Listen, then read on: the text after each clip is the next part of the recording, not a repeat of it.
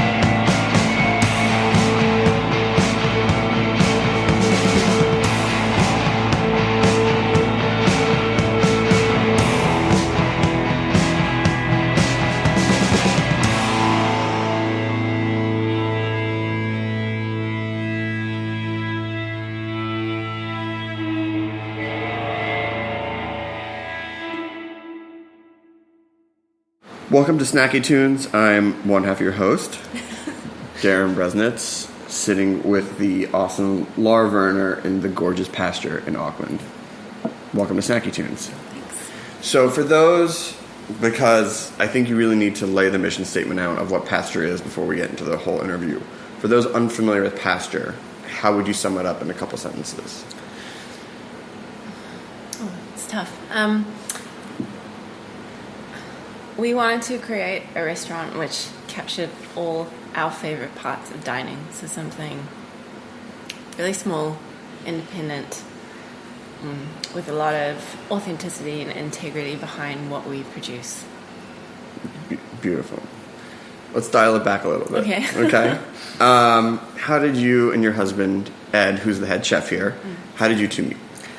I used to work as a professional photographer. Okay. And I had a focus on lots of food and lifestyle assignments, and I was lucky enough to be photographing an event in a restaurant that he used to work at in Auckland called Sidat.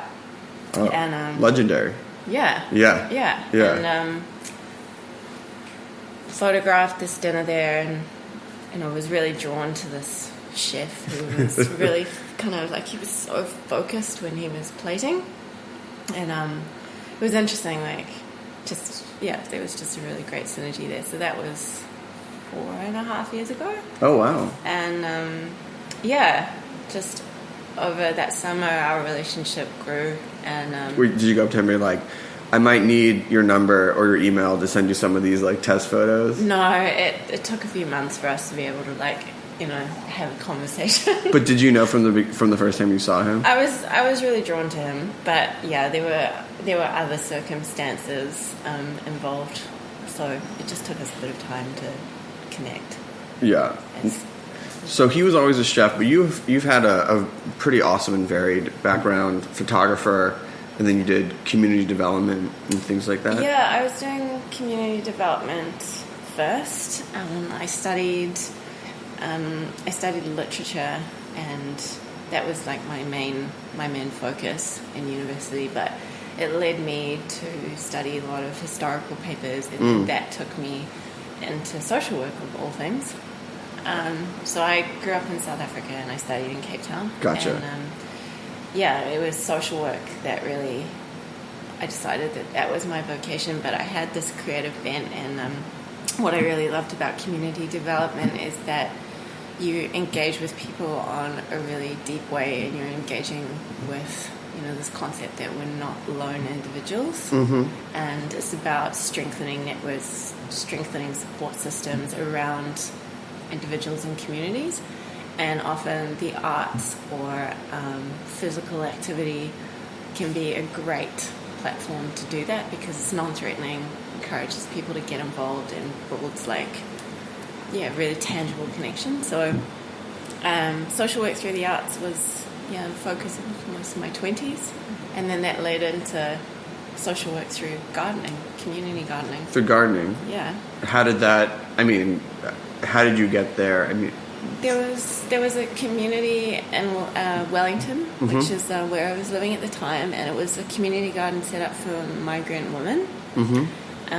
The philosophy behind it is that often migrant communities are coming to a new country, and they have a lot of food or ways of growing things, even their own seeds, and to set up a space that was just for women, because there were several migrant communities there where women weren't working, so their opportunities to meet other women, to have opportunities to connect to New Zealand society were actually really quite limited, and that was an issue. But then creating this beautiful space where women could come together and garden and connect, and then it's beautiful. We'd have shared dinners all the time, and like people would make these amazing dishes. What were you growing, or what were they growing? I think a lot of leafy greens that I'd never heard of. I mean, Wellington's an interesting place. It's very windy, which is good for bugs and gardens, because often they can't land on things. There's a lot of wind just blowing away things. But it was. We had one site initially, and then that grew to two. Actually, the council gave us an old bowling green, which we had to... Really? Yeah, which was remediated. The soil health was remediated through mushrooms. Ooh. Very interesting stuff. That sounds both good for Mother Nature and also for cooking in the kitchen. Yeah, I wouldn't have eaten those guys because they like pull the toxins. Oh, they're pulling all the toxins. Never mind. Good for the compost pile then. Yeah. So it sounds like a lot of your work with at least community building and then also gardening. At what point did it start to trickle into your brain, especially since you had a relationship with a chef as well, that you're going like, maybe a restaurant?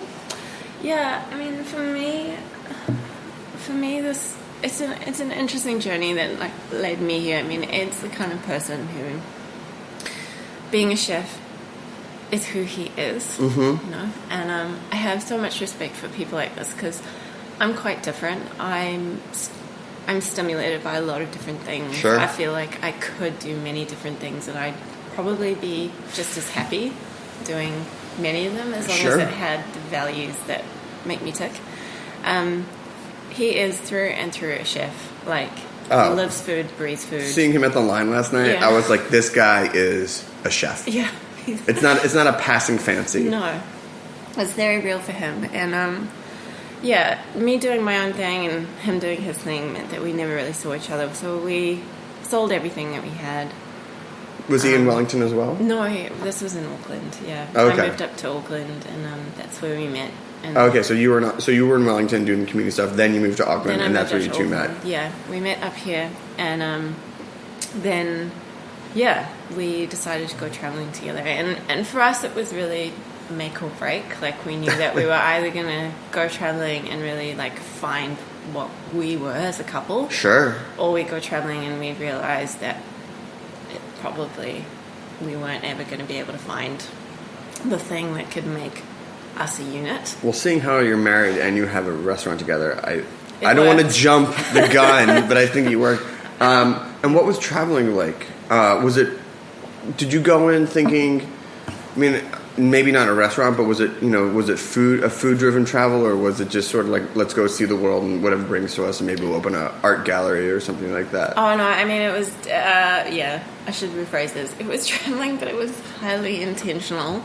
So we, Ed just basically contacted many restaurants that he was like, I would love the opportunity to do some time here. And he staged his way through these different restaurants. That's so awesome. So, to be honest, like I say, traveling, but we had maybe 2 days of a week where we could do something. And were you doing photography at the time and things like that? Yeah, I mean, I took all my gear and had great intentions. But the first place that we went was actually, it's funny how you go away and you think you have this, like, maybe this will happen, maybe this won't. But the first place that we went actually, I think, cemented our future. What place was it and where was it? It was a restaurant called Keto, and they have a restaurant on an island called Bornholm, and it's between Sweden and Denmark. Oh yeah, and gorgeous part of the world, amazing gorgeous place. Yeah, and they have this restaurant on this island, and their cuisine is very much about that island. So the guys that started it, they were raised there, really passionate about it, and incredible what they've done.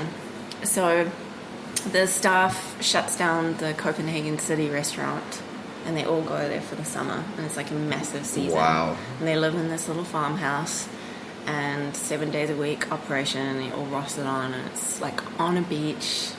Amazing. They've got gardens, and so Ed was in the kitchen and I was gardening.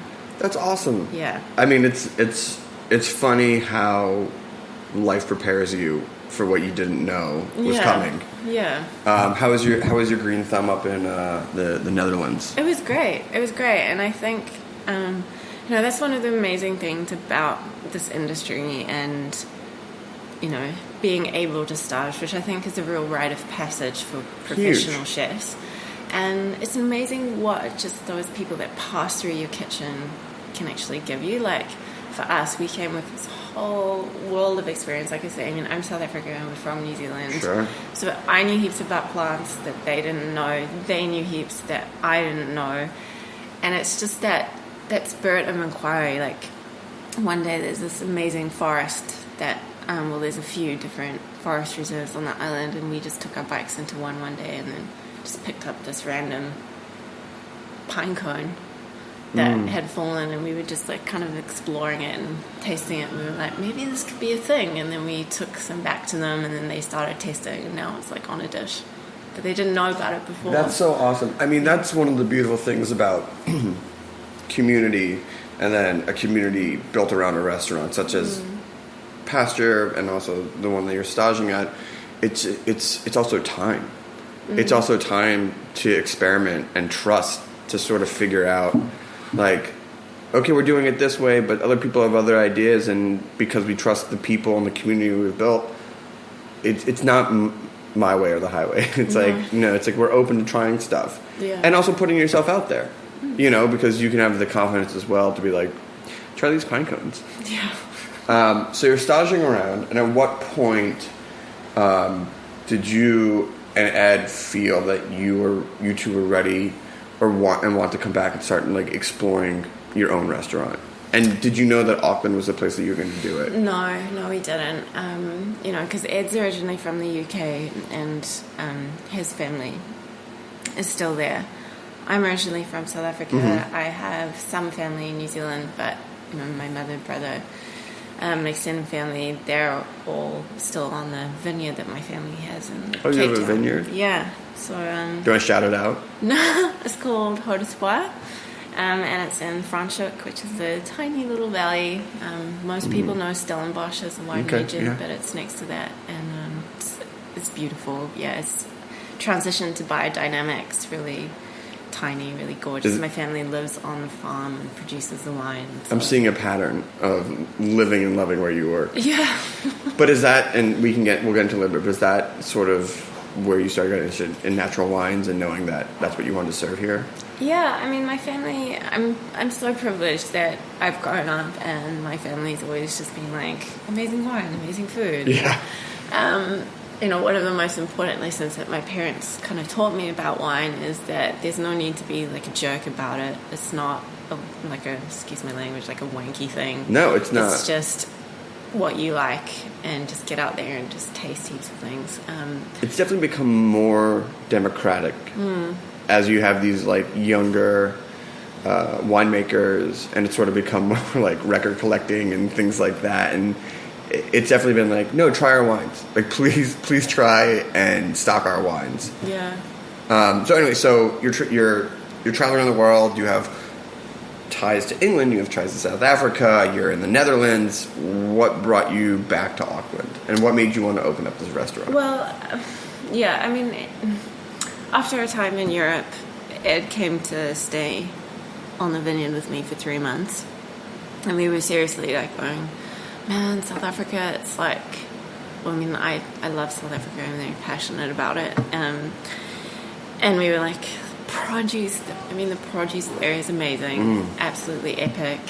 It's like we could have literally opened a restaurant on my family's vineyard, and my mom has the most incredible gardens. Just like what she manages to grow there is amazing. But in the end, we were just like, As much as you'd love to be right next to your parents all the time.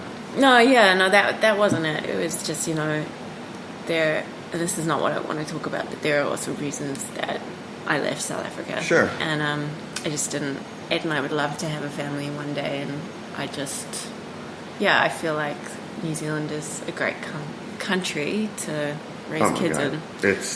Everyone's smiling. Yeah. And so you left, and then you came. We left and we came here. And what year was this? How many years ago? We came back. Oh, it's a little bit of a blur now. I think it was 2015. Okay.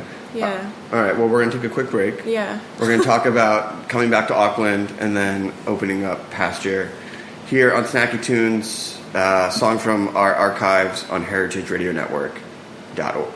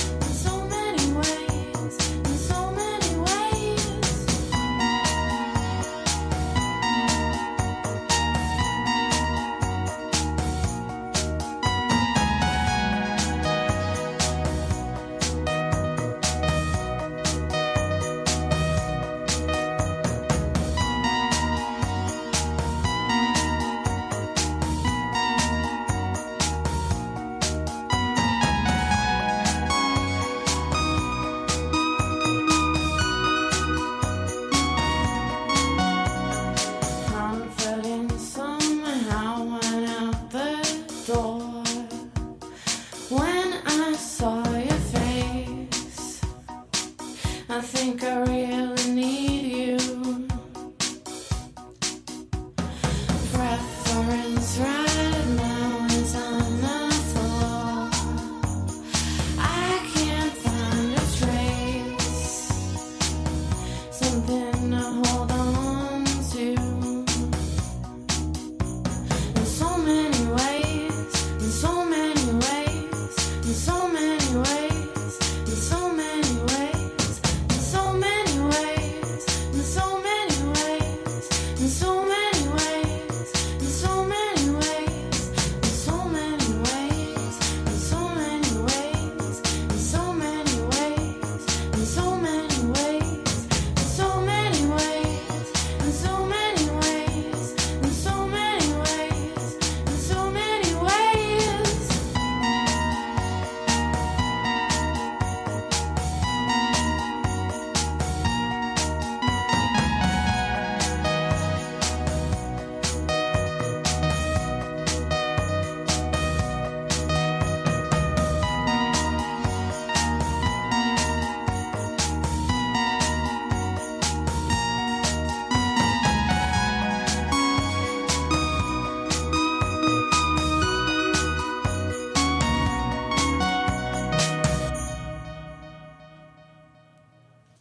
Welcome back to Snacky Tunes. I am with Laura Verner, one half the owners, founders of the incredible Pasture in Auckland.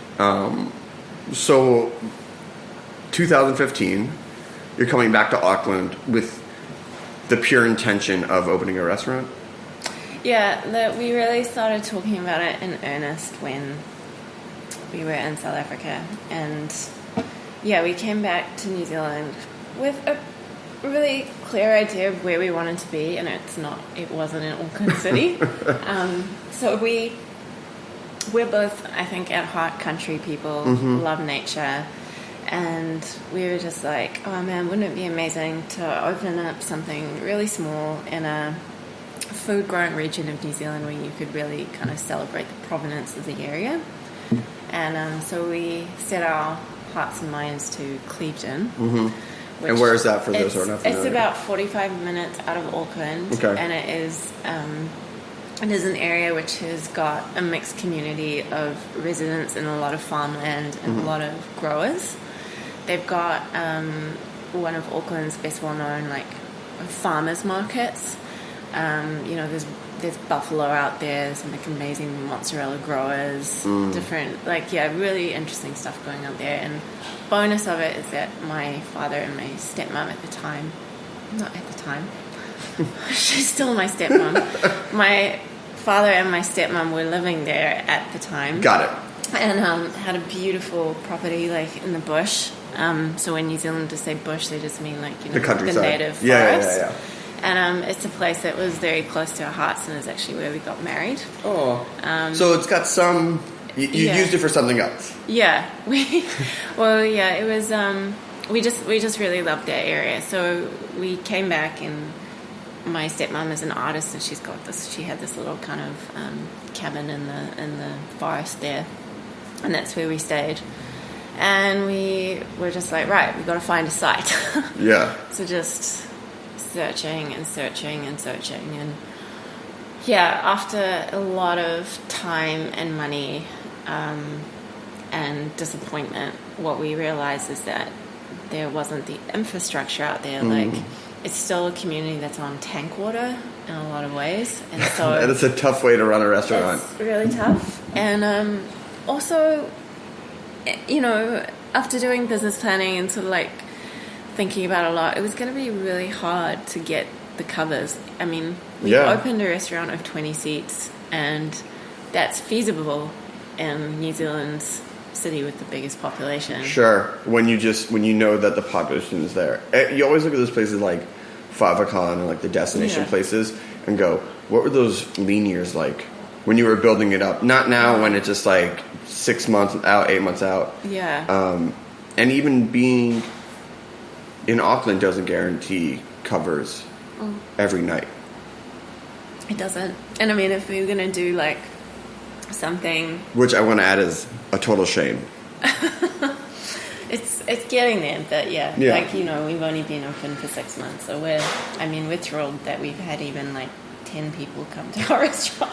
So in opening for 6 months or in the planning, you know, one of the most impressive things from the food to the wine to the bread to the insane olive oil, which you should 100% bottle and ship to us in LA, is you really from the get-go understand that you have a direct relationship with everything, all the products, all the produce, all the meat that's coming to the restaurant. How did you build those relationships?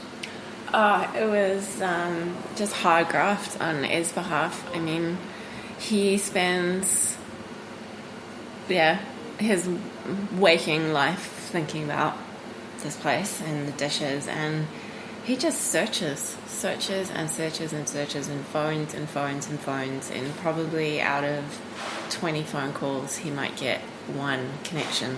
Really? Yeah. Is it because you're working with such small producers that all their stuff is already accounted for? I mean, it's I think about this a lot because I've got that kind of community systems brain, and things like sustainability really matter to me, and I try to put myself in the shoes of small producers in a tiny country like New Zealand a lot, and they've got a lot of challenges, you know, and the literally and in a wider sense the landscape of our relationship to food has changed so drastically, and places like tiny countries I think really manifest that a lot. So we often contact people. We're like, hey, we found you through this way or that way, and they're just like, yeah, well, that's great, but how do I send it to you? Right. You know, like that. There's oh my God, not the infrastructure, and there's those really simple things that when you're just like, but you've got this thing that we want, and we've got this outlet, and we're going to pay you for it. But it just won't happen because the infrastructure isn't there. Right, because the cost to get it on a truck or a plane to get it here is just prohibitive. Yeah, and I mean I think we are probably one of the only restaurants in, I don't want to say in New Zealand, but it's like we pay like $150 a month to recycle like the polystyrene that our produce has to come to us in. That's amazing. And I wish it didn't come in polystyrene at all. But at least if it's then you're going to take care of it. But that's, for example, one of the things that we just have to do, because if we're not going through a major supplier, and I mean even some of like the artisan growers, the tiny guys, they're linked to bigger produce companies because that network is just there, and I understand that and I support it. Like I want them to be able to focus on growing their amazing produce and having security, and if it means that I've got to sign up to this kind of bigger company where a lot of their produce is just like we wouldn't ever touch it, but they're the access route to these little guys, then that's just what we have to do. Do you see Pasture, given your background, as a larger scale network and your chance to build a new type of community in the food infrastructure system in New Zealand? I'd love it to be. That's one of our intentions, and I know that we're not the only people in New Zealand who are really quite vocal about wanting to have access to this amazing produce, and we realize that we're one of the links in this chain. We can either affect change, or we can just be okay with the status quo and just buying into the system, which we don't want to do. We don't, for example, it's taken us convincing and really a lot of talking to even get this lamb supply that we have on now. I mean, that lamb, well, thank you for talking to him. Because that lamb, well, let's talk about the food. So you opened up, what's crazy in reading about you in advance and then coming here, it's how clear of a point of view that you have as a restaurant, which is, there's all the planning in the world and talking about what you want to do, but then when it actually comes time to logistics, you go okay, this is what we want, this is where we have to go in a couple of years to get there. But it feels that in 6 months, it feels fully realized. How did you? I mean, I have a good idea of how you got to your philosophy, but how have you been able to stick with your philosophy day in, day out from the get-go? Or is it just there's just no bending? Or when you do bend, you go like, this is just to keep the doors open, and we know that we're working to like this very clean, like pure goal? Interesting question. Again, I credit Ed. I mean, you know, what manifests on the plate is really, you know, that's him. I But know it's that not a lot of it's not just the plate though, because it's the drinks and the service and the space itself. Yeah, I mean, no, we don't want to bend, and I think in the beginning it was a lot easier for us because I mean it's that I'm making that bell curve shape with my hand. It's that what's the term, like early adoption. You know, we had the early adopters where they'd followed us on Instagram. Sure. They kind of heard about us through the movement, and so you know we had some great support when we were opened. It was amazing. Like the media really got behind us, and we had a real opportunity to try to say to people, we're different. Yeah. Like, this is what we're going to be. So if you come expecting this, and this, we're going to disappoint you. And you'll be frustrated, and we'll be frustrated. And look, we only have 20 seats, so, like, just come and grab some bread on the weekend. We'll say you've been here. Yeah. You can post a photo. If only. Yeah. Fresh bread at Pasture. And then that way you're not that upset. But that's... I feel like that's not exactly what happened. No, I mean, it's like we've created something when people either like really love it and really get into it and I think can identify with it, or we get people who just hate it. Like every week at the moment we're having just like a table or a couple of tables that is just like, what is this? But I don't understand that, because more than sometimes you have to search for the mission of the restaurant, and you guys are so clear about it between the website and your newsletter and like what you post about on Instagram. How do people wind up here not really knowing what they're getting into? Because they've just heard the name Sure. and they haven't gone any deeper than that. Or it's like we're like the buzz at the moment, which I'm so grateful for, but at the same time it's really tough when you get these people like, oh, I've heard so much about you, and then they're just like, they just have one bite of a dish and they just push it aside and even get up and leave before the final dishes come out.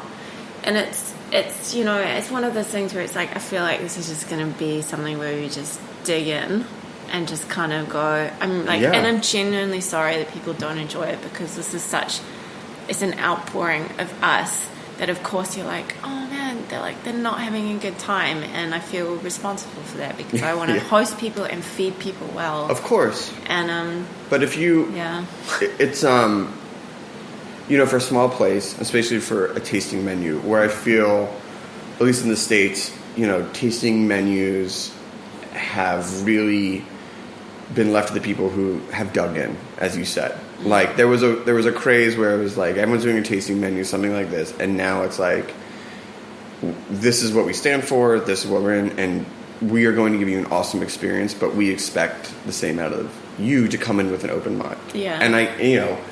And you guys doing a 6-course menu. I mean, the first dish last night after the incredible bread and olive oil, but it's, you know, tomatoes, blueberries, pepper.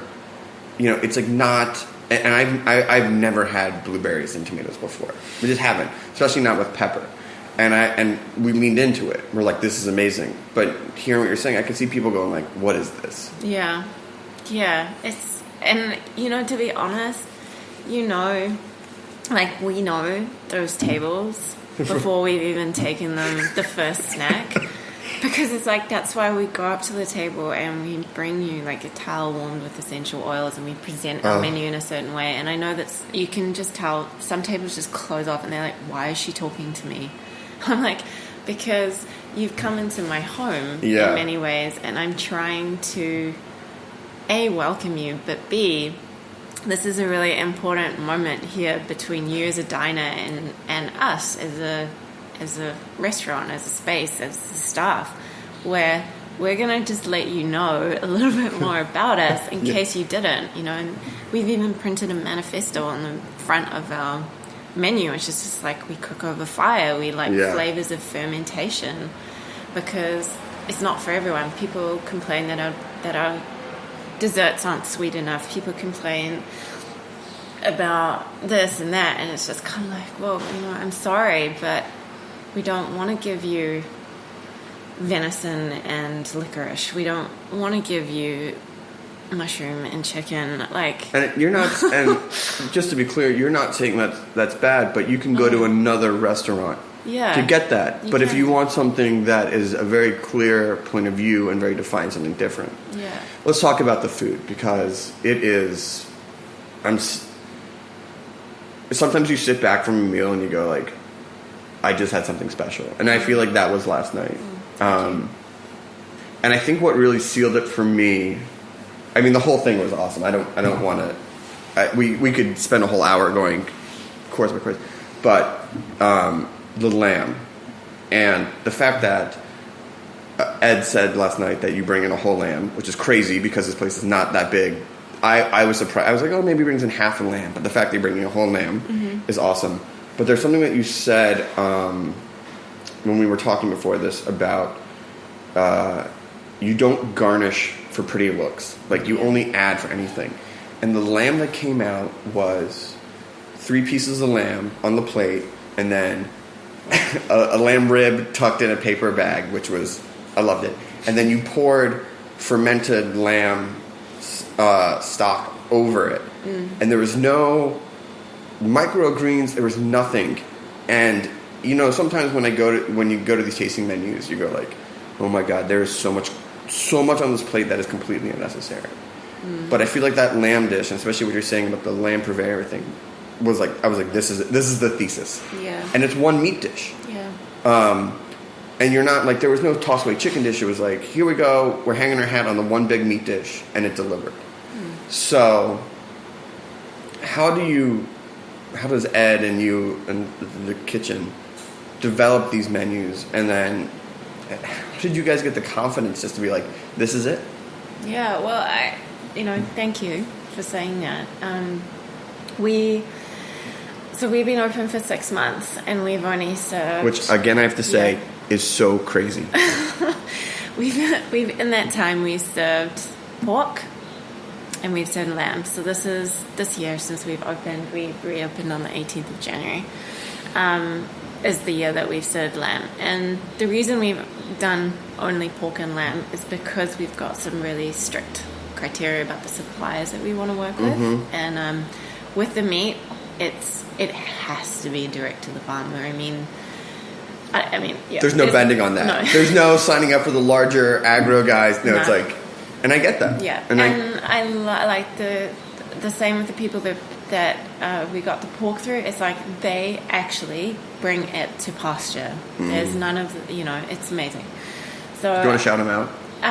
Well, yeah. I mean, we've worked with Longbush pork, and then we worked with Farmgate, and the lamb guy. Actually, I don't know their name. I process their invoices, but I think Ed would like. He has nurtured that relationship to this point, so I'm like, I'm not gonna. Yeah. If you search lamb guys New Zealand, they pop up, right? No, they don't. Really? Don't. Oh, and it's like, and that's an example of it took him 3.5 months to find them, and and now sometimes.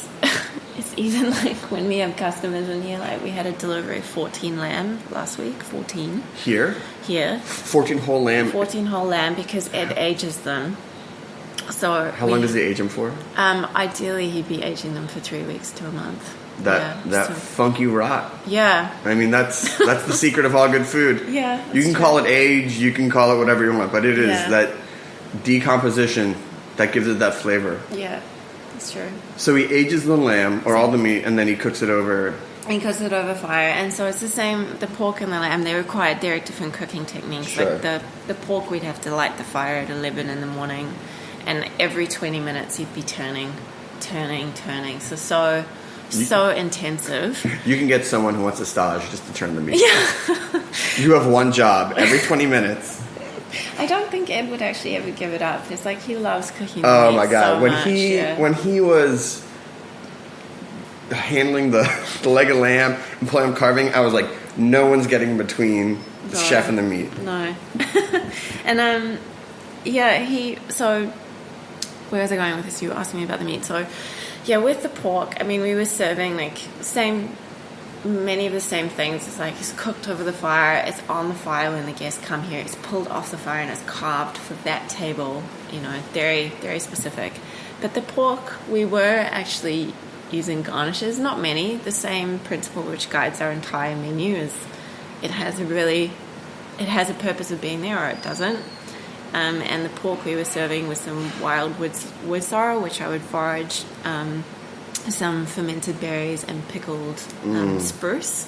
And that was and again a sauce. It was our own elderflower wine and roasted pork fat, and beautiful, but it was a piece of meat covered in this anyway, it was a stunning dish. People really loved it. But with this one, I think because we've gone even further into like the whole animal, dug in even deeper. It's like with the pork, we were getting in whole joints, and I mean the guanciale that you had last night, it was like we were saving and curing. So it's like we really believe in this philosophy of minimal waste and using every part. But yeah, with the lamb, I mean, Ed was just thinking about it, and he was just like, I really want to honor this animal.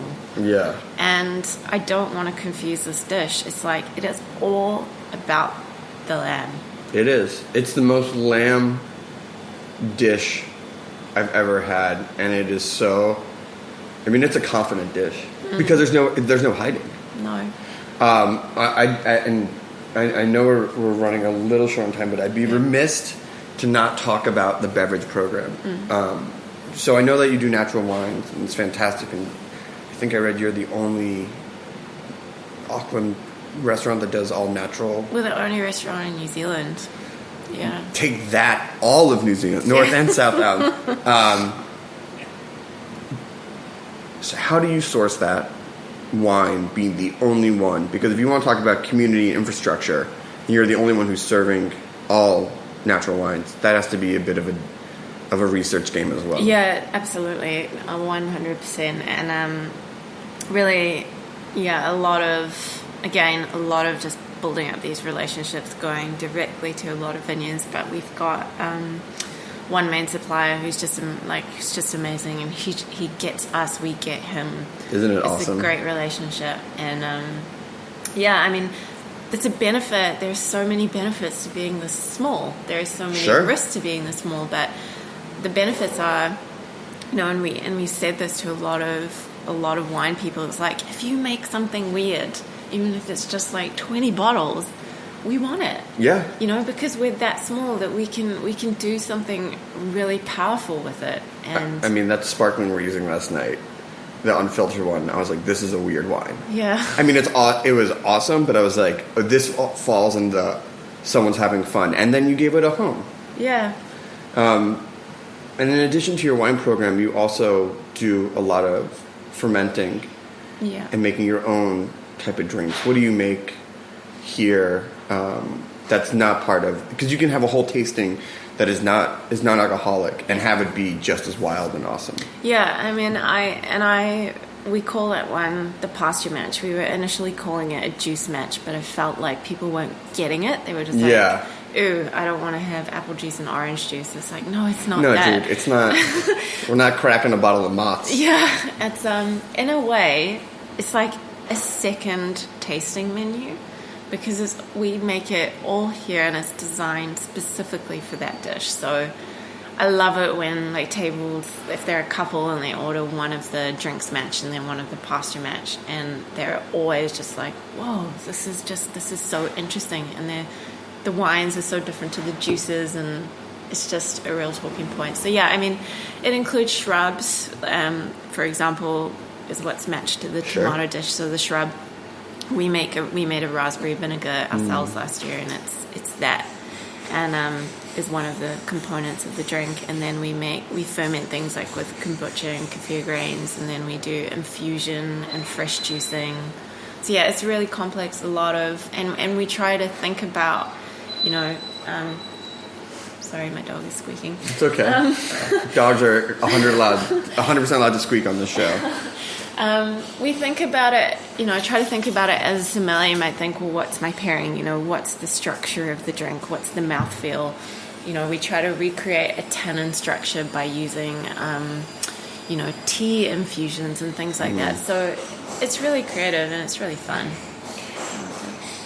This restaurant, I think the moment I realized that, there were so many moments last night at the meal where I realized that this was something special, but when we were drinking the sake, the only sake that's grown in New Zealand, and then the very nice waitress was explaining how they hang it and that's how it drips down, and then you take what's left over from the hanging, and that is what made the broth for like this cucumber dish. I was like, this is a community. Yeah. This is something special. Yeah. So thank you. If people want to find you, and my recommendation is to get in now before you have to wait 6 months. Where can people find you? Where can people sign up for the newsletter? We have a website, which is pastureakl.com. We're trying to be pretty active on Instagram. You have a good Instagram game. Yeah. It's strong. What is it the same thing? At Pasture_AKL, I think. It is. Okay, yeah. cool. It is. And I think that's a great medium for us to be able to convey a lot of what's going on behind the scenes and then a finished dish. So I like Instagram. Well, I used to be a photographer, so it's fun. I like Instagram too. I don't tweet anymore. I don't do Snapchat, but I love Instagram. Yeah. All day. Just look at food. I go, oh yeah, that's great. Well, Laura, thank you so much. Thank you to Ed. Thank you to the entire seven-person team, which when I found out that number last night, I was like, that is such an amazing number of people for the amount of work that you guys are doing. So anyway, congratulations. I could talk for more and more and more. We have another song coming up from the archives and then a live performance here on Snacky Tunes on heritageradionetwork.org.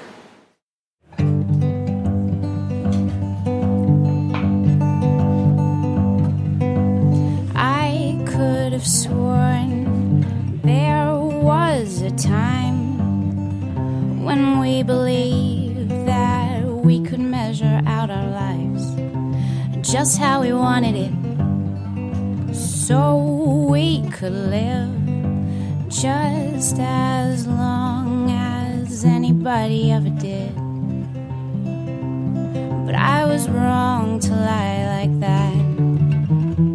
I was wrong to lie like that.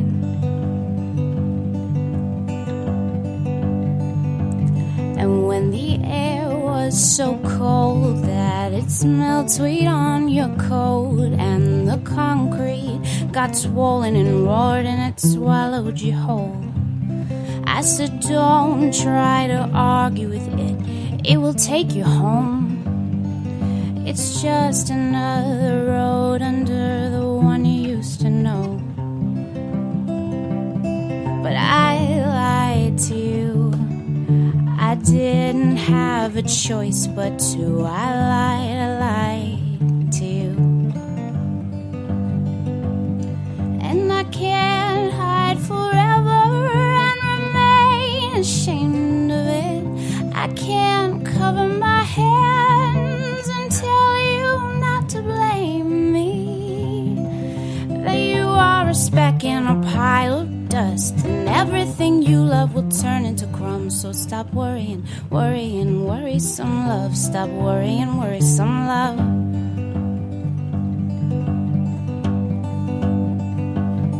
And the bells and the whistles make deafening sounds,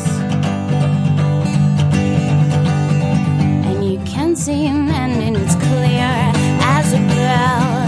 When the sound of your headache is louder than hell, in the bend of a note you're alone.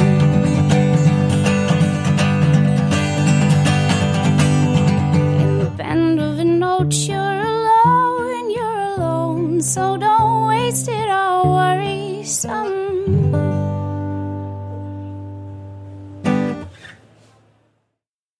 This program is brought to you by Chefs Collaborative, a national nonprofit network with a mission to inspire, educate, and celebrate chefs and food professionals building a better food system. Chefs Collaborative members work to make sustainable practices second nature for every chef in the United States. Chefs Collaborative was founded in 1993 by visionary chefs including Rick Bayless and Alice Waters, who acknowledged the influential role of food professionals on our food choices, our collective personal health, the vitality of cultures, and the integrity of the global environment. Chefs Collaborative believes that the greater culinary community can be a catalyst for positive change by expanding the market for good food and helping to preserve local farming and fishing communities. Change menus, change lives. Learn more about Chefs Collaborative at chefscollaborative.org. Welcome back. We have Jordan and Byron of Lover live in studio. Welcome to Snacky Tunes. Thanks. Thank you. And it seems like we have some shared history. We do. Best man at the wedding of your old roommate, and you worked with Darren for Popular Noise. Correct. So let's start with your backgrounds. Byron will go first. Okay. Obviously, because there's a Popular Noise and also Violent Bullshit as well. Incredible band. Great pins, by the way. I always thought that the pin game was super strong. Yeah, I mean, also the T-shirt the T-shirts were very special. Yeah, it's really excellent. So let's talk about Popular Noise. Sure. For people who don't know, maybe a quick overview and what you've put out, both the magazine and also the 7 inches. Sure. Actually, this is sort of a good place to start, also because it's originally where Jordan and I kind of first met. So the Journal of Popular Noise I started as kind of like my final project in school when I was at Parsons, probably like 2006 or 7, something like that. And, Jordan and I first met when I was working at V Magazine and she was an intern there. And when she left the magazine, she started, we struck up a friendship and she started helping me out with what I was doing with the Journal of Popular Noise. And that went on for a few years. And what is Popular Noise? Oh, so the idea behind it was that it was sort of a periodical, audio magazine. So there was sort of a format that I would reach out to different artists to kind of react to. So we maybe in total did each issue kind of came with 3 7 inches. So we had a pretty wide variety. There was some weird noise stuff. There was some totally pop. There was a Japanese pop band that did one. Andrew WK did a spoken word one, which was really crazy. Was there an overarching philosophy behind it or an approach that allowed you to fold in all of that music? Yeah, I mean, it was sort of, the whole thing was really about trying to explore this crossover between, magazines and periodicals, which I was really into, as a graphic designer, but also, having a background in music, I always felt like there was this, a lot of similar mechanisms in play, of just the classic pop song structures that everybody gravitates towards, being kind of similar to the standards of a magazine design and structure.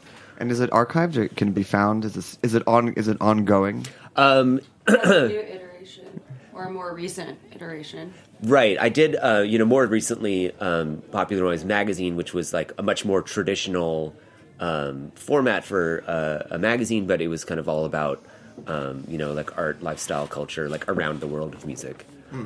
But the Journal of Popular Noise stuff it's probably not anywhere online or anything like that. It's been mildly defunct for a while. But the whole, it was all very much this fetishist,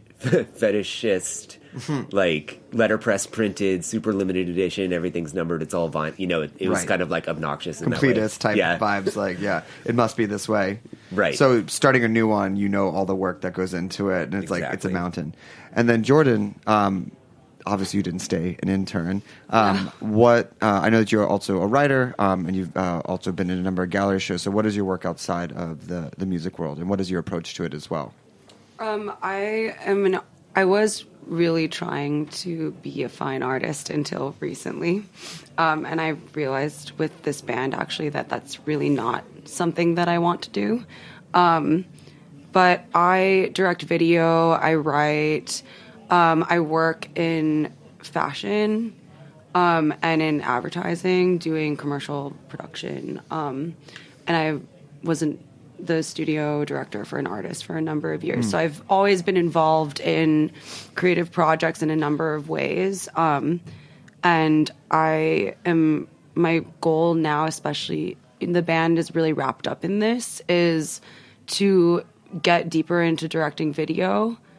So we have ideas for videos, and we've kind of decided that we want to be directing most of them ourselves. Yeah, I mean, it's great from the booklet and everything. It shows like a strong hand that you art directed all of it, I'm sure, from both your backgrounds and just more creative control. Or if you were to bring someone else in, you can push them to a level of like, we can already do this. Right. How can you beat us? Exactly. Which I always think is the best approach.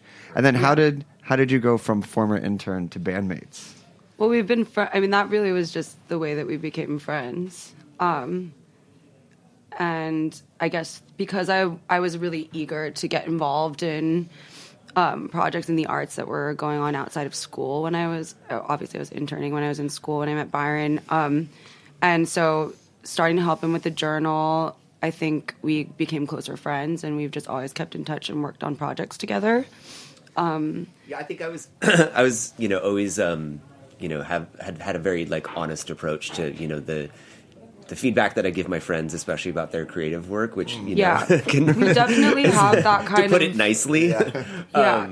But is it like an honest feedback? Is it a raw feedback? Is it brutal? It's a lot of tough pretty love. brutal. Yeah. I've gotten better, but I think that's part of why we got along was that like both of us are like that. Yeah, we're both like that, and we both know if we want like a real, honest. Have you made friends cry with your feedback?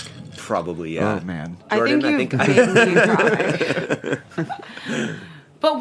But I think we really became friends because I kind of gave it back to you right away before we knew each other very well. There's things I wouldn't even repeat that Jordan has said, and she knows what I'm talking about. They're like, this interview is over. You said you would never even acknowledge that I said that. So then how did the Lover Project come about? I mean, in the sense that you guys were friends, but like begin to like, hey, we want to start making music together. We want to start. I mean, Jordan had started. I had started the me. band before Byron came in with Crystal Nava, who was a drummer. She was formerly the drummer in a band called LA Witch.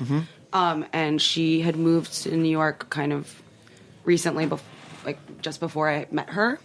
And wanted to be in a band here. I've been sort of secretly a musician my entire life.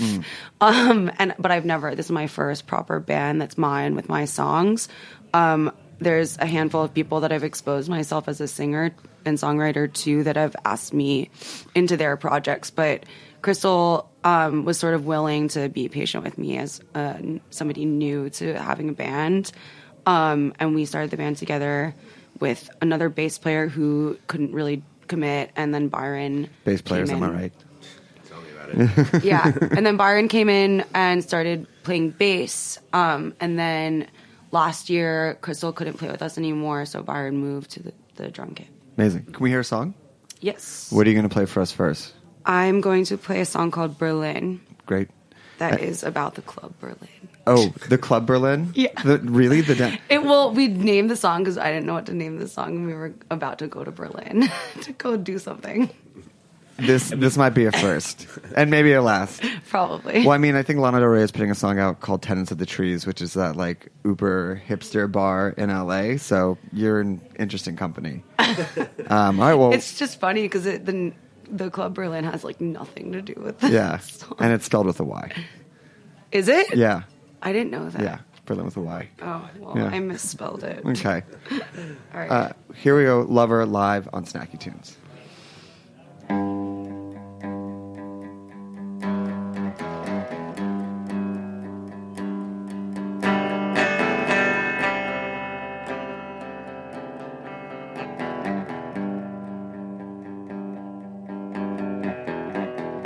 Every morning I wake up, it's getting harder to grow up.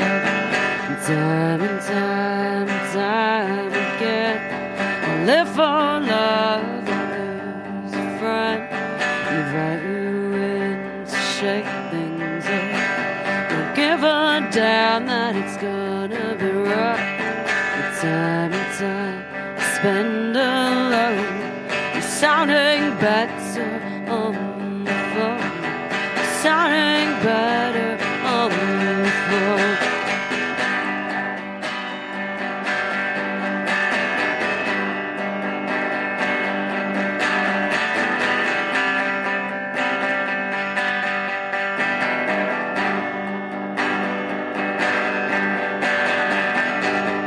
Future perfect tense, I say the things I never said. But time and time and time again, we cut the cord for another friend. And I don't need another friend. Could have said that it was the end. But time and time I spend alone, sounding better. Sounding better on the floor.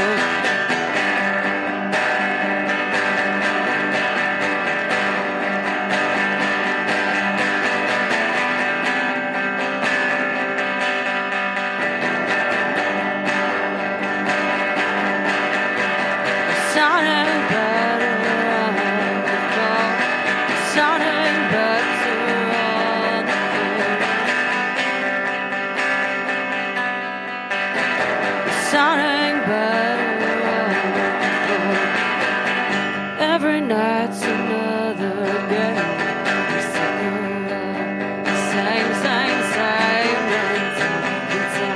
and time again. We cut the cord for another friend. Caught my eye, I could have tried. I'm right here, baby. Come inside. Time and time. Spend alone, sounding better on the phone. You couldn't dare pick up the phone.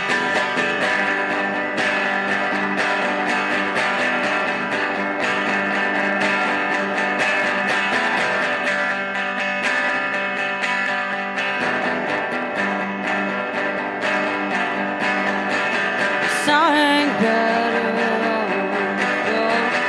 Sounding better on the phone.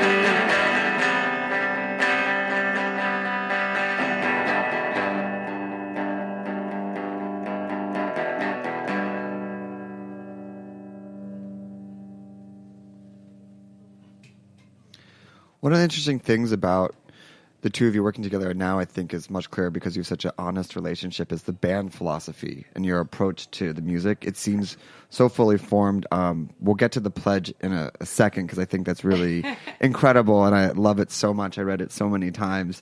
But let's talk with the larger philosophy and the approach to it and kind of the minimalism and emotional expressionism that comes through the record, the lyrics, even the graphic design to a point.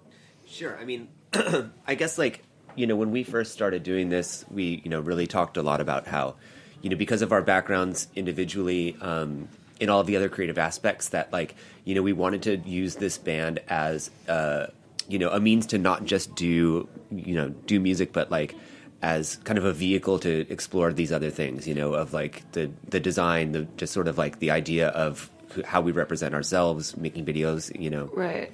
But at the end of that doesn't mean that at the end of the day the most important thing isn't the songs. That's definitely the most important thing.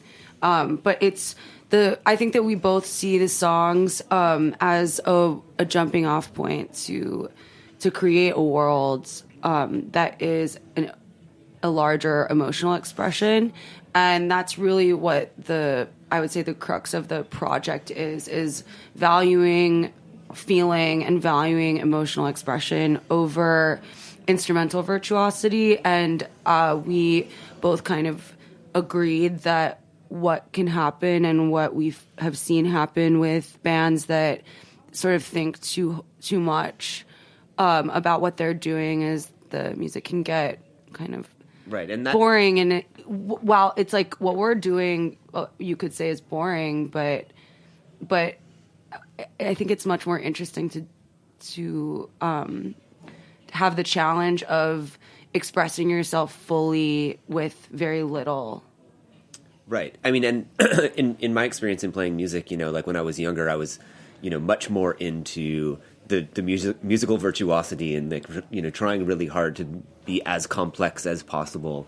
And I think that the reaction I got from that was that nobody cared. And I think that the more you focus, one dude was like, nice. Yeah, exactly. There was it was like this crazy death metal band, and there was like, what was it called? It was called Cepheid, which was like also a terrible name.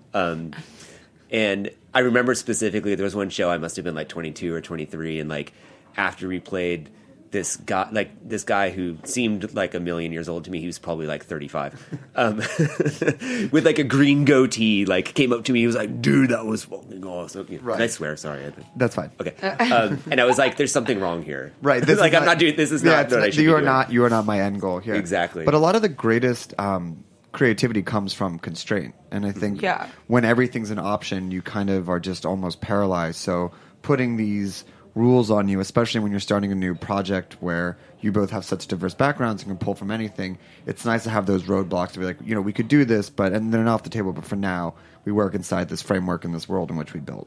Yeah. I mean, I'm also I'm not a guitar player.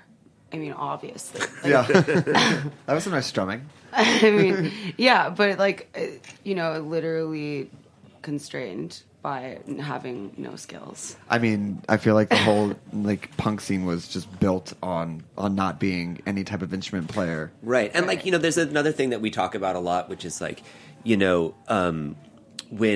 don't have all the tools, but you're inspired to do something and you're trying, you're doing the best that you can to try to emulate something, and by not being good at it, you accidentally make something even more interesting than if you were able to copy perfectly the thing that you liked. Right. I mean, again, it's you also don't have any of the preconceived notions of what you can and can't do by being within a field. You're like, I think you can do it like this. Right. Then you just do it.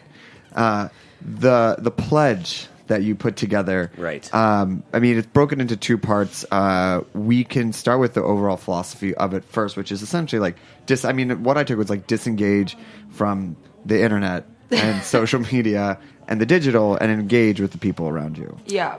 Where did this come from, and then what was the idea of including this with the record and just generally sharing it with your fans? Well, it was actually Byron really was the heart of that project, so I'll let him talk more about it. But we created it as a takeaway for a special video screening that we did when our video was finished before it was released online. So that was the first kind of party that we did that wasn't a show, that was an effort to kind of create a community around what we were doing in a different way. And we wanted to do something special for it, and we both had some feelings about the socio-political landscape that Byron can talk more about. Well, I mean, I think that originally what really inspired that and some other stuff was, after the election, Jordan and I were just talking just feeling very much like we needed to do something. And we talked a lot about what that was going to be. And so we had this event planned, and we kicked around a lot of ideas. And, I think that we decided together to work to write this thing, or to have some sort of, message around it. And the video, the concept behind that and the song, it was like, there's, we did it obviously before the election, but it was like, a lot of themes of fascism and power, and it kind of came together naturally. Yeah. We realized that what we were doing with the video made a lot of sense and was sort of accidentally relevant. And which song is it for? Romantic Depot. Right. And so, when thinking about what it was that we wanted to say, I think that I wanted to make sure that it was, ultimately a positive message. And I saw so much of, what I was feeling and what I think led to the place that we're in right now, having a lot to do with, how obsessed everybody is with their phones and their, apps and their things. And it's, under this sort of Byron understanding. actually deleted all of his apps. He's fully off the grid, no location services. Sorry, ladies. I'm in the back of Roberta's right now. If you're looking for me, you have 20 minutes. But I just felt like so much of the how we ended up in the place that we are right now is because of, this, and being this divided country where people have their own personal bubbles that are curated by their feeds, and they only see the world that they want to see. And in sort of under the guise of being a community or online community or connecting with other people, it's actually making us more alienated from each other. It's like... Because everyone has this kind of false idea that they're in touch without actually being in touch, because they're only seeing a filtered version of what everyone else projects as themselves and their reality. Sure. And then there's also just like, the proliferation of, just falsehoods, and like you just don't know any like who to trust or what is real. Haters will say it's Photoshop, right? or fake news or whatever the thing. And I think by getting out of that, it's really, I don't know, it's just like really important. And to go back to the video event thing, why we decided to have this was about sharing this thing with our friends in our community in a real way, in real time, with like actual people in a room. Right, something to take away. And people really read it, and people weren't on their phones at that. Mm-hmm. They were experiencing the thing and reading the pamphlet and talking about it. If someone hands you at the beginning of an event and then you just go, I don't know what's going on Instagram. I mean, again, could people get this online, or is there anywhere that how about this? Email the band. Right. Yeah. Write them a handwritten letter and you can mail it to them. Right. Self-addressed stamp. Well, but the other thing that we've talked about is because Byron is, what are you, like 10 years older than me? Because you're just over the millennial bracket, and then I'm definitely millennial. You're in it, yeah. And so we've had conversations, because one of the things we were talking about was promoting the record, promoting shows. How do we do that without, to me, I'm like, we can't, delete Facebook for the band. We have to use it. So it's sort of this, but that's part of it, is just creating that conversation, having that dialogue, and being more aware. Right. Can we hear another song? Sure. What are you going to play? I'm going to play Romantic Depot. Perfect. Which is, I guess, the single. Do we have a single? Something like that. All right. One sec.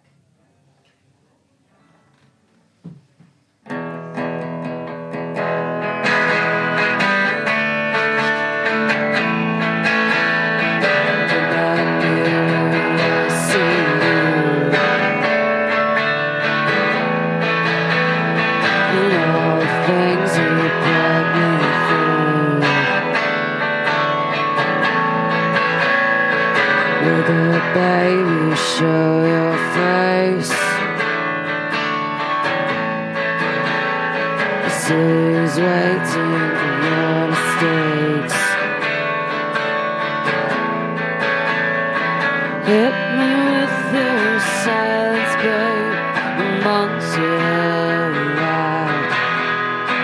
Hit me up, come twice as hard. And don't mind that. Don't mind that. I see you. And all the things you put me through. Help me, heaven, make me whole. Now it's a square, so good. Will the demon out of me is buried deep down there in the depths of misery? Is diagnosing me? Is diagnosing me? That's it. That's it. Let's talk about the new record, Am I Safe? Out on Friday, this past Friday. Congratulations. Thank you. Really well done. It was on Spotify, so I don't know how that fits into the philosophy, but it's on Spotify. You look pained. Well, there's actually a lot. There's a fine print in the pamphlet that says delete social media where possible. It's the out. Right. I mean, it's a loophole. So you use it responsibly. Use it responsibly. So you put out a single in 2015 and the record is out. How did it come to be, and how did you end up meeting the sweet, sweet, sweet Andrew Poso, who we love so much? Byron already knew Andrew. Yeah. Well, do you want to talk about the record, and then I can... Sure. How did the record come about? This first record is really an iteration of the kind of coming together of the band as a whole project. So these are kind of the best of all of the songs that we've written over the last 3 years since we've been a band, I would say. And Byron and I started working on the record with our original drummer who ended up not being able to continue playing with us right around the time we started recording. So we kind of redeveloped the material with our friend Drew Citron, who's in a band called Beverly. And she was really supportive, helping us kind of do a first pass at the recording, and reconfiguring the lineup. We kind of worked everything out that way. I obviously write all the words and guitar parts. Byron writes everything else. And we collaborate on how things should sound, but we kind of worked all of that out, I would say, in the studio with Drew to start, and then we went to Jonathan Krynick, and kind of did a final recording of the record. And with the creative constraint, I mean, did you, as it evolved together, did you go back and redo some of the songs, or like when they got into the studio, they were pretty much incorporative of the philosophy and ready to go? I mean, what do you mean by... Like, did you run, like, as your philosophy developed as a band, did the Yeah. songwriting structure change? And, like, when you finally, like, where you started, and then as you evolved the philosophy, did the songs change or the structure? They get more stripped down? I don't think so. No, I mean, the songwriting didn't necessarily change, but I think that, what we were able to do in the studio was kind of like layer things a little bit more, Right. and like, add in and think about like, how to give the right emphasis in the right places, to kind of make the songs as they were written a little bit more powerful. And I think also in the process of like, readjusting our lineup, me having to transition from bass to drums, it was, it was a developmental period for us becoming like the heart of the band as more of a duo. And we did a lot of exploring in the studio of ways that we could manage to deal with all the different parts of the songs with just two people, I would say. And there were some happy accidents that happened, especially when we did the final recording with Jonathan. And I, as a musician, definitely learned a lot in the studio and became more confident and started experimenting more. Yeah, and I think really, the part of what makes our musical collaboration like work really well is that, I mean, like I couldn't actually like write an entire song or lyrics or anything like to save my life. And, but what I can do and what my role has always been in all the bands that I've done is like the second guitar player or the bass player or the kind of supporting role. So like, both Jordan and I like do totally different things that work perfectly together of, how we can, what needs to get done. And we have a very like familial kind of relationship and know each other so well that we actually it works well because we don't need to talk about what one or the other means. We operate with the same language. And just knowing about each other's lives, it's like I can come to Byron with a new song. We don't have to talk about what it's about. He can just tell, or he knows, or whatever. I mean, that's easily one of the hardest things to find. It's just a good partner, and then all the other things kind of build off of that. And how did you come to put this record out on Concierge and work with Andrew? So Andrew's been a friend for a long time, great guy. Like I think I originally met him through, Jay Green and, all of those guys. And he was always a big fan of Violent Bullshit. Like I think we played... Who wasn't? I don't know, my mom. Yeah. But, he, I think we played more than one of his birthday parties. So, and, he shares the studio where we recorded with Jonathan Krynick. And so, he came in, we would run into him there, and he liked what we were doing. And I didn't meet him, or I met him maybe once at Iona or something, but I really met him while we were in the middle of recording. Yeah. And and so we talked, he was curious about what we wanted to do with it, and we were trying to reach out to labels and trying to talk to different people about it, and and then finally he was like, well, why don't I just help you guys out, and we'll put it out. And we're about to relaunch the Concierge website. And he's got a couple of other great releases coming out, or have come out recently. I like Lily and Frame, and I think the band he's playing with Hess's More. Yeah. So he's just like, we'll just put it. Amazing. We'll just put it in there. It's no, because it's a digital only release at the moment. So it was really, right in line with that philosophy. Exactly. When applicable. Well, record is out on Friday. Any shows coming up? Any tours? What's on deck? We have a few special shows at different kinds of places up our sleeve that we will be announcing soon. Okay. Super secret. Well, I want to Very secret. I want to thank you for coming on. Where can people find you? Get the record, Instagram, the record, email, get the pledge. I think I'm going to put the pledge up on our website. But we are on Instagram as Lover is Taken, because it was taken. Facebook. We are on Spotify, iTunes, Google Play, I think now.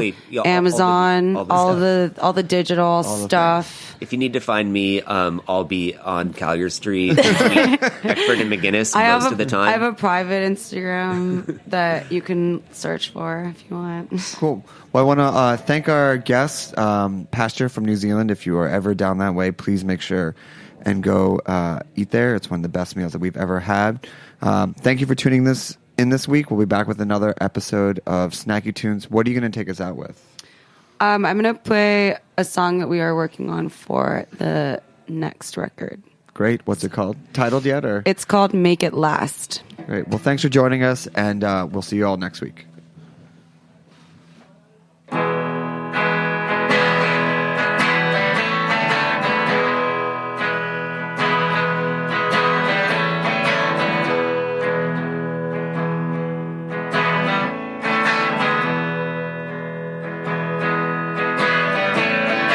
Hold up, man, who understand? I'm gonna take it for a change of plans. Got the key so you can leave. Save your money and go east.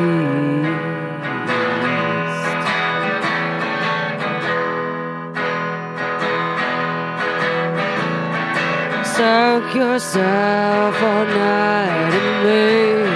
The way I kissed your eyes, your teeth. At the morning you can leave. But just the smell of me to breathe. You say it's down to shit. You need a push and you're not it.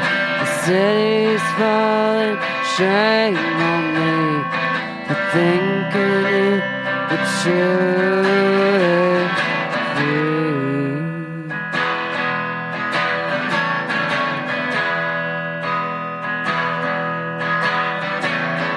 I'm not sorry that I lied. I can't make it over tonight.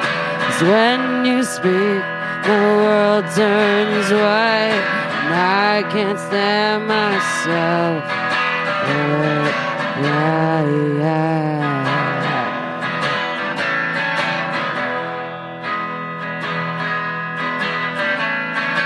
Maybe you're a real man, and I should give you half a chance. Talk is tired, you talk too fast, and I'm too wiped to make it last.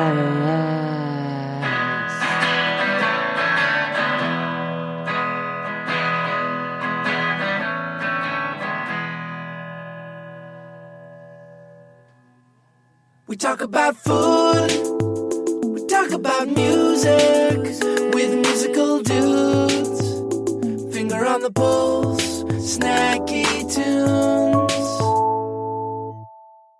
Thanks for listening to Heritage Radio Network, food radio supported by you. For our freshest content and to hear about exclusive events, subscribe to our newsletter. Enter your email at the bottom of our website, heritageradionetwork.org. Connect with us on Facebook, Instagram, and Twitter at heritage_radio. Heritage Radio Network is a nonprofit organization driving conversations to make the world a better, fairer, more delicious place. And we couldn't do it without support from listeners like you. Want to be a part of the food world's most innovative community? Rate the shows you like, tell your friends, and please join our community by becoming a member. Just click on the beating heart at the top right of our homepage. Thanks for listening.